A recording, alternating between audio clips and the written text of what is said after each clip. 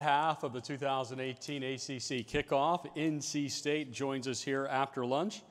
We will talk to Ryan Finley for just a little bit, then Jermaine Pratt. Afterwards, we'll have head coach Dave Doran with us for about 15 minutes or so. The routine is for us, Ryan, we've got microphones throughout the room. We'll spread them around a little bit, folks. Again, you may have a familiarity with the NC State football program, but if you would, please identify yourselves and the agencies that you're with. It'll help those watching in their office this afternoon and at home understand what we're doing here in Uptown Charlotte. So our first question, Ryan, will be to my left right here with Dan. Dan Tortora, wakeupcalldt.com. You've had some big words to say about your receiving core, Ryan.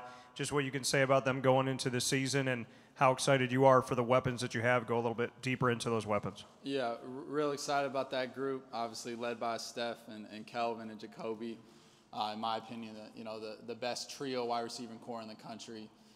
Just can't speak enough words about how hard they work and just kind of how they approach the game and the level of preparation they put into the game. And obviously very talented. And then behind them, with the Mecca and CJ and Thayer, just guys kind of chomping at the bit to get in. And, the depth at that position is pretty special, and just obviously the talent from those guys and the experience and kind of the level of trust we've been able to kind of, get with each other. And obviously Coach McDonald's done a great job with that group. We'll stay on this road just a little bit further down. Hey, Ryan, Hal Nunn with the News Journal and the Sports Blast. In your decision to come back and play, obviously you made a lot of statements about that, but I just want to know, as far as the university and the football team, what's your number one reason for wanting to come back? I think college football is just such a special opportunity. And I wasn't ready to let it go. So many relationships and friendships I've made in Raleigh and on our team that were just too special to me. I just wanted to enjoy it one last time. I think that's what college football is all about. And I had somebody close to me tell me that they'd give their right arm to play another college football game. So I took that to heart, and that was one of the big things for coming back. Just everything it stands for. Just the day-to-day stuff throughout the year as a student athlete, and just with so many of your different friends, there's really nothing else like it in life, and I just wanted one more chance. To your left, second row. Josh Graham, WSJS Sports. Ryan, what area has Coach Drinkwitz challenged you to sharpen up the most going into this year? Yeah, I like the word you just used, sharp. I use that a lot. Just staying sharp, staying mentally sharp. As a quarterback, I think is important with my performance. As far as on the field, just kind of some pocket toughness stuff, just, learning how to just keep manipulating the pocket and just moving within the pocket and just making plays when stuff breaks down. Not everything goes as planned, and I need to be able to show my athleticism a little bit more. It's something I've kind of been working on. I don't always show my athleticism, in my play. So just when plays break down, making things happen. To your right, second row. Bob Holliday, WRL.com. Ryan, I don't have the numbers in front of me, but my strong impression is that you made a lot of improvement as a team in red zone offense last year. What are the keys to scoring in the red zone, and what do you need to do even better this year? Well, red zone is a huge emphasis for us because we're down there a lot. We as an offense, we tend to have long drives. We're kind of a ball control offense, so we spend a lot of time in the red zone, and if you spend a lot of time in the red zone, you got to work on red zone. So, we work on red zone. Obviously, we have, Coach Drink, we have some stuff that we kind of emphasize in the red zone, like touchdown, check down thinking, just be smart, no negative plays, no penalties. But our main philosophy in the red zone is we got to run to win. You get in the red zone, you got to run the rock. So, that's the band of brothers and the offensive line that when we get down there, they know it's on, that we're running this thing in. And whether the defense knows it or not, they know we're going to run the ball, and we got to do it successfully. So just a quick shout out to the old line, Garrett, Big T, and Tyler, and the new guys that are ready to play. Directly over my left shoulder. Andrew Schnittker with Technician. NC State has a history of great quarterback play with guys like Phillip Rivers, Russell Wilson. What does it mean to you to kind of join that group and be a part of that legacy of NC State quarterbacks? Yeah, it's a pretty impressive lineage of quarterbacks, and I don't take it lightly to be considered among that group at all. I think there's a standard that needs to be upheld when it comes to the quarterback position at North Carolina State. just in our quarterback room, we got this table, and all 4 or 5 of them are on that table. It's just a kind of a reminder of who came before you in the history of this position at North Carolina State. That's something you shouldn't forget. Ryan, last year you had one game in which you scored into the 50s, and that was your last game. That's pretty enthusiastic getting ready for the offseason and for 2018. There's got to be a lot of good momentum there. Yeah, I mean, in a bowl game, I think bowl games are important because you just build momentum going into spring ball. You just get all those extra practices. But to win a bowl game is a huge step for your next season. I think the performance that we put on in that bowl game was exciting to see, all that we had coming back, and kind of just the future was bright, and another reason for me coming back, just to be a part of that group and the talent and the kind of the camaraderie that we built as an offensive unit. Come back here to Dan to my left. Ryan, you've gotten to spend more time than most being able to come back and play this college game. What have you seen develop in your game? It's from where you started to where you are right now. What are some of those key pieces? And who would you give some appreciation to for helping to get you along the way to where you are today? Well, I think I'm a product of a lot of different people. I have a lot of different people to thank. And I think what's unique about my story is just how many coaches that have been able to touch my life just through being at Boise State and then transferring to NC State. And I've kind of just been really blessed. I've really had 2 opportunities to do college football, which a lot of people don't get. So I wasn't going to take my second chance for granted. And when I was blessed enough to have the opportunity to come to NC State because of Coach Doran and Coach Drinkwitz, I wasn't going to take that opportunity lightly at all. And I was excited for the opportunity to play. I was excited for the opportunity to just meet new teammates and win an ACC championship, and that's what our goal is. You're a counselor at the Manning passing camp this summer. You're obviously instructing people, but what did you learn out of it? Yeah, so that was the second year I was able to go to the Manning Passing Academy, which is a pretty awesome event. I think the Mannings are really, really great people. And I think just being around Peyton and Eli and Archie and just Cooper and just kind of how they interact and just what type of people they are was the most special thing for me. And then obviously, the quarterbacks there's about 40 of us. We get a chance to sit down with Peyton and Eli and just kind of pick their brains and just kind of, they tell stories. And it's a really good time, but it's just kind of from those 2, obviously the Manning name, from those 2 guys sharing their experiences and their advice, we soaked that all in. Let's switch places now. Let's give Jermaine a chance. And as you guys are transferring, you guys win the All Shoes Award for this 2018. That's pretty impressive. Jermaine, tell me a little bit about your teammate who's having a seat there. Ryan Finley, he is a great competitor, true leader. He carries the load on the offense. He pushing guys, make sure that offense is great, basically. He when he on the sideline, tell him, let's go get 7. He just stay focused, just push the guys around him because they got so much talent in that room. You got to have somebody that's leader that's going to hold them accountable. And I think he does a great job. To your left, second row. Jermaine, Richard Walker from the Gaston Gazette. Obviously, one of your teammates, Darian Roseborough, has got a lot on his shoulders, filling in for all the guys you lost up front. Talk about how he's doing and obviously the talent he brings to the program because he's been around for all these years. He's doing great. He pushing the young guys around him, pushing along because we lost 4 of the huge starters. So I think he just leading them in the right direction. He's working hard. He's staying focused, and he's not getting distracted for his mission, y'all.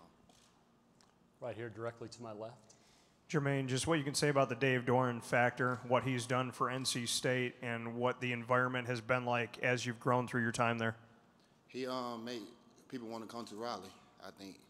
Like it was a ghost town. We didn't, like when I first got there, it was a ghost town. People didn't want to come back and do extra work. But now people are come back and extra work. People are wanting to even commit and come here to play with us because they see like what we had last year. 7 people get drafted, go to the NFL. So I think everybody want to come to Raleigh. Right over my left shoulder here. You had a chance to show what you were capable of a little bit in a reserve role last year, but now Arias Moore, Jared Fernandez, those guys are gone. How much does this feel like a chance for you to really kind of have a breakout year and show what you're capable of and be a leader on this defense? I mean, I just take advantage of my opportunity. I don't see it as like different because they left I'm just gonna be the same me, don't change, and just trust the God, trust His plan that He has for me, and stay focused and help the younger guys around me, like Lou, Zay, Brock, and helping that linebacker core be stronger than it ever was. You've not been a starter. Has that been okay for you? You've made a great impact, but emotionally, is it okay that you know you're not starting? I mean, it's a little bit ups and downs, but that's what part of life, you have adversity. And I think adversity creates you or it breaks you. But I think it has created me to be more stronger as a man. Because after football, who knows where I'll be. I'm going to be a great man, a great father for my children. That's what I want to be. So I can tell them what I went through in life to push them and make them be the best they can be in life. Other questions for Jermaine as we take a spin through the room? We've got one back here. They'll take just a second to get the microphone to. But we will converge. It'll be to your left. I'm sorry. Yes, to your left. Really long day. About the 6th row or so. Yes, ma'am. Hey, Jermaine, Marilyn Payne from WRAL in Raleigh. I've seen some of your teammates and former teammates, Bradley Chubb being one, calling you Big Play Pratt on social media. You have been able to kind of earn that nickname in a non-starter role. How will that grow this coming season? Just trusting my coaching and stuff, this seizing the moments, it's taking advantage of the opportunity that I have, you know. Whatever play, just doing my job well. And if a big play happens, I'll just take advantage of the opportunity. Do you like that nickname? I mean, yeah, of course. You got Bradley Chubb telling me big play. Of course I'm like. Let's go back here to your right, 2nd row. Jermaine, you have quite a few players starting on defense who did not start last year. Talk about the challenges of that in the Atlantic Division where there are so many great offenses. What are the challenges that defenses face in this division? I mean, I don't think it's a challenge. I don't think they would find it as a challenge. I think there's an opportunity for them to showcase their talent since they've not been on the radar. They've been on the radar. They've been ready for their opportunity, and they're ready to seize it and then show what they got, showcase their talent.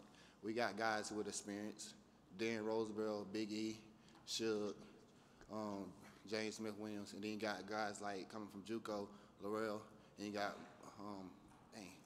I can't get his name out right now, but yeah, he's ready to play.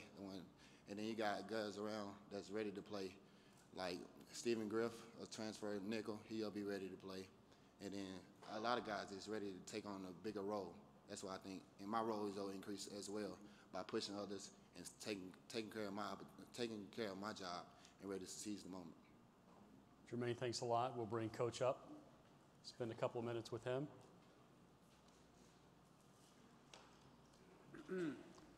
Coach, your first question right here at the aisle, 3 rows in. Hey, Coach, Jeff Gravely, WRL TV. Last day and a half, we've heard a lot about CTE, concussions in football. What do you guys do to educate and protect your players?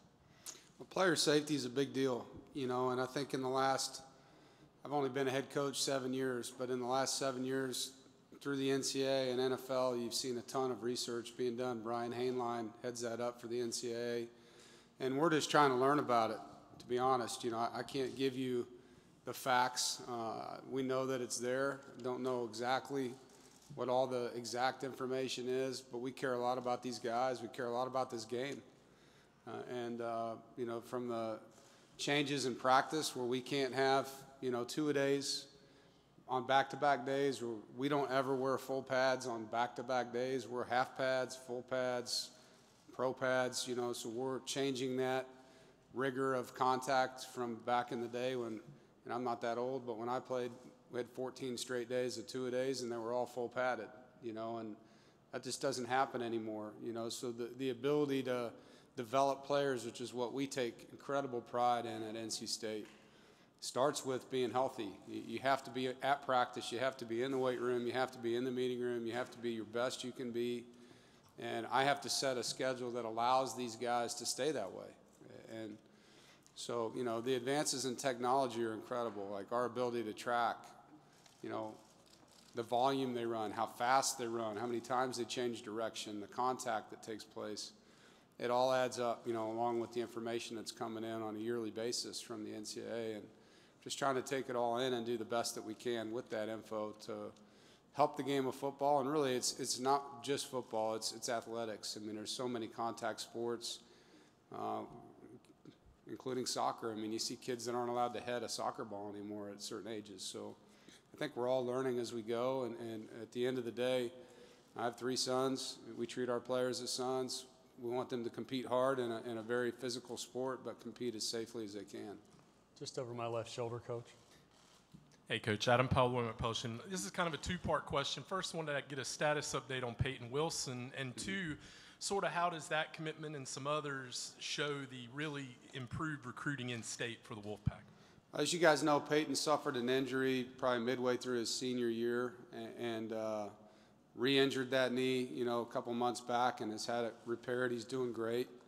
Saw him in the training room the other day, and don't know, is he out for the season? I don't know. I mean, he is a phenomenal athlete. His recovery time will be faster than most people's, and so we'll see. But great prognosis. He's feeling really good, and was the top player in the state last year. And as you guys have followed, I can't give specifics, but those kind of things have helped. And going back to what Jermaine said, it started 5 years ago. I mean, we were talking about why you should stay home, and some guys like Jermaine have done that, and you're seeing those guys, B.J. Hill, Contavia Street, Naheem Hines, Will Richardson. These were these in-state guys that had out-of-state opportunities that stayed home that are now reaping the benefit of the blueprint.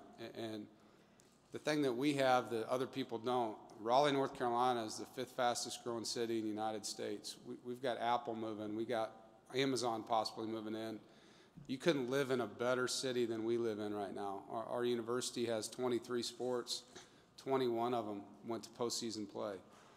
So this is a great place to be, not just because our staff and our players have built a great football program. The entire thing, the big picture of it, it's just the timing is right, and it's hot. If you were buying stock, you might want to buy a bunch of it and get ready to sell it, you know what I mean, because it's going up. But we're excited about what's happening in the state, and you can see that. Keep your attention to your right with Bob Holliday. Bob Holliday, WRL.com, Coach. There's a new red shirt rule allowing you to use a freshman up to 4 games, not burn the season. Could Peyton Wilson be a candidate later in the season? Well, if medically, how will you use this rule? I mean, if he's cleared by then, yeah, but I'm not going to put him at risk either. I mean, we'll see where he ends up. I mean, but the redshirt rule in general, I think, is a great rule for many reasons. Back when that rule was created, what the current or the old redshirt rule was, there was 120 players on scholarship at that time. And since then, it's been reduced to 85. And so our usable number of players has gone down. And over the course of the year, when you have attrition and players get injured, it affects your roster. And the number of players taking reps, adds up, then your higher percentage for injuries takes place. And so now to be able to take those guys, maybe in fall camp, let's say we got 20 signees, maybe 5 of them are ready for the first 4 games. And so you play them. And then maybe they prove they're ready for the rest of the season, you keep playing them. Maybe at some point they get injured, or you know what, we shouldn't have played him this early. Thought he was going to be ready, he's not, we're going to redshirt him. And then there's guys in fall camp that maybe sprain an ankle or they're immature and they're not ready, flat out. And maybe you have depth at a position group, so they don't even get a chance to be ready. And then you have attrition, or they recover from an injury and they've been on the scout team and now they look really good in practice. Like the defense or the offense is struggling to go against this player, and now you have an opportunity to play them, and you can. I think it's awesome for these kids. And it's going to help our roster, our depth when we have attrition. I know Jermaine's dealt with it for 2 years. I mean, our linebacker core has been decimated 2 years in a row with injury. I mean, they've had 3 guys playing 2 spots for 2 seasons.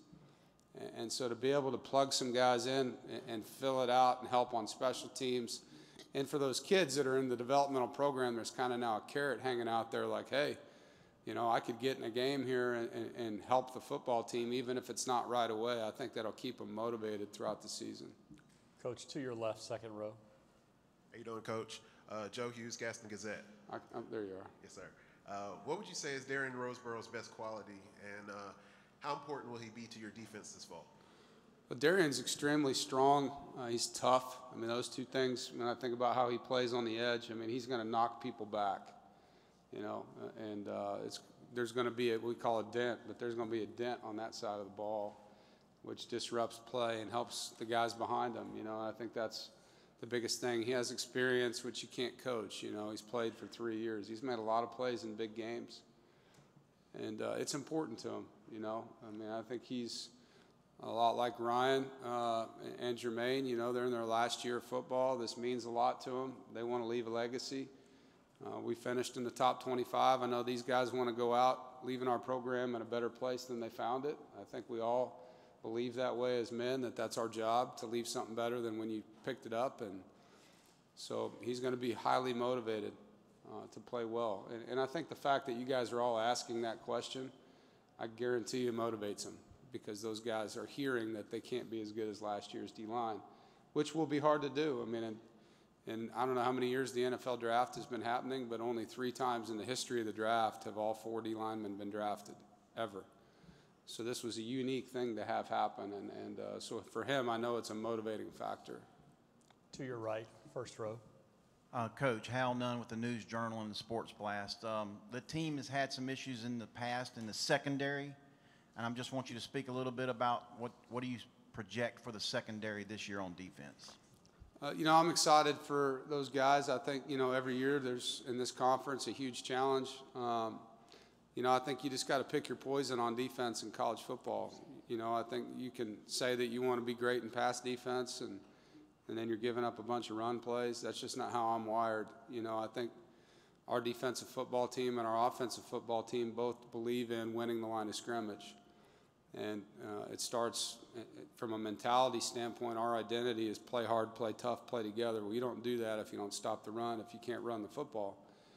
You know, so our coverage, they're going to have one-on-one out there a lot, and we ask a lot of them. Now, we do some things to help them with middle field players and some cover two, but if you're going to stop the run, your corners are going to have to cover.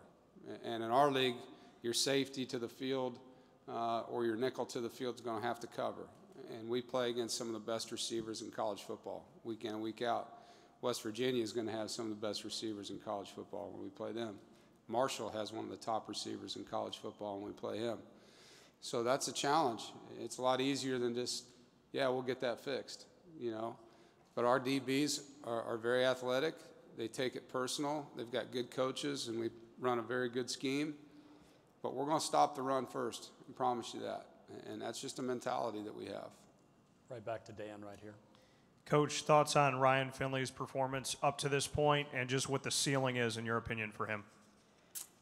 You know, I think for Ryan, he's as hard on himself as we could be on him. And I think it's just daily improvement. I mean, I think he believes in the process. I believe in the process. Our coaching staff, our strength staff. It's a daily grind to get better at what you do. And where does that get him in the end? You know, we'll see. But I know he has goals for our team. He has goals for himself. And the only way that he can reach those things, you know, these watch lists, all that's great. But I know if you talk to him, he's not going to win a single award if he doesn't handle the day-to-day work that he needs to do. He knows that. And I appreciate that, because he believes in that, you know. And I think that's what's fun about coaching guys like Ryan and Jermaine. I mean, they truly love the day-to-day work that goes into getting to the end of where you want to be. And so he's going to have a great season as long as he just continues to trust his process and his routine. On your right here. Frank Maloney, Fox Sports 910. Coach, you're coming off an excellent season, and actually I noticed 4 seasons in a row, winning record. You've got a returning quarterback with excellent stats. He's a veteran. What are your expectations that you're expressing to the Wolfpack alumni? You know, I think it's just continuing to build things the right way, play hard, compete, recruit, you know, local guys, and help them reach their goals and dreams, be physical, win as many games as we can, and do it the right way. You know, I want to win a championship. Everyone knows that. Every coach in the world will tell you that, you know, but I'm going to do it the right way, and we're going to do it with class. We're going to help these guys become better men and reach their academic goals, and there's just a lot more to it to me than just winning. I mean, and I want to win. Don't get me wrong. I came to NC State to win a championship, and I want to do that, but I'm going to do it where these guys are getting that total experience they can get, and our staff and all of us, you know, the biggest challenge is getting everyone to work together towards a common goal, and being the guy that gets to lead that charge. It's a blessing. It's the hardest thing and the funnest thing that you get to do, you know. And so I'm excited. You know, I tell the alumni the same thing, like just look at the progress. You know, 5 years ago we had 0 wins in the ACC. This year we tied a school record.